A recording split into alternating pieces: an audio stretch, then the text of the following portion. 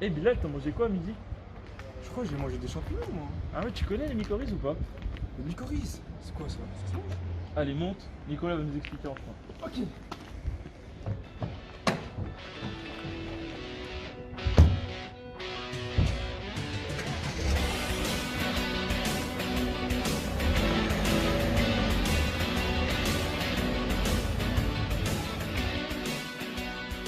Bah alors Bilal, tu sais pas ce qu'est une mycorhize? C'est tout simple, je vais t'expliquer.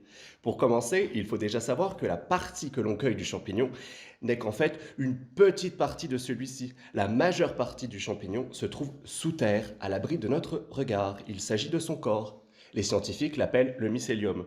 Et en fait, c'est simplement un grand réseau de fils enchevêtrés par endroits, un peu comme une pelote de laine, tout emmêlé.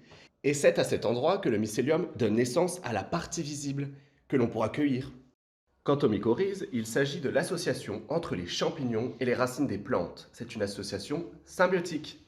Mais alors, savez-vous ce que c'est qu'une symbiose? Eh, mais c'est vrai ça, c'est quoi la symbiose? Ah bah tiens, justement, on arrive à Imra, on va avoir plus d'infos.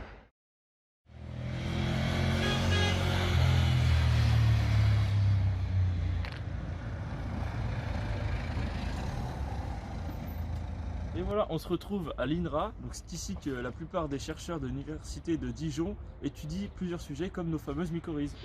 Par exemple, ici, Daniel Wipf et Pierre-Emmanuel Courty cherchent à comprendre quels sont exactement les échanges que font ces mycorhizes.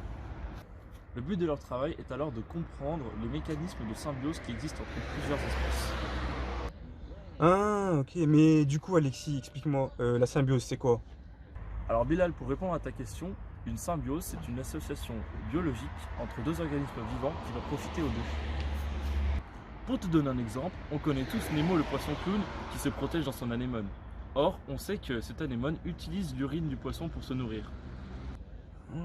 Et pour les mycorhizes alors, dans quelle proportion on peut les retrouver? Genre chaque plante a son réseau de mycorhizes et ses symbioses? Eh bien, presque dans la nature, on retrouve à peu près 75 à 95% d'espèces mycorhizées. Et il existe des sols genre plus favorables aux mycorhizes ou des autres qui sont moins favorables? La première chose pour trouver des mycorhizes, c'est d'avoir un sol non travaillé, car labourer un champ détruit leur réseau. Il est aussi favorable d'avoir un sol bien aéré, de nombreux végétaux et aussi une forte activité microbienne. Et Alexis, Ouais? regarde ce que je nous ai trouvé. Oh, mais allons voir ça de plus près.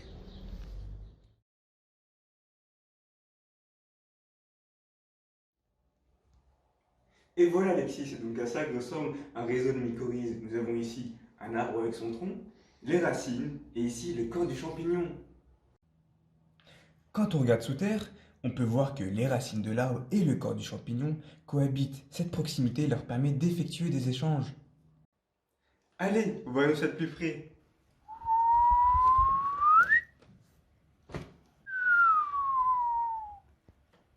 Durant cet échange, nous avons les champignons qui vont apporter des sels minéraux et de l'eau à l'arbre, et en retour, l'arbre va apporter des carbones organiques, autrement dit du sucre.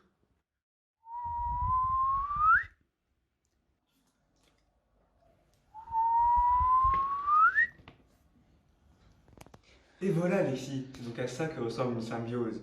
L'échange profite ainsi à l'arbre et aux champignons.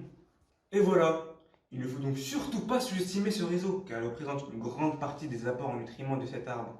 Et ce dernier, sans lui, aurait bien du mal à se développer. Et on se retrouve la prochaine fois pour un nouvel épisode de C'est pas trop sorcier.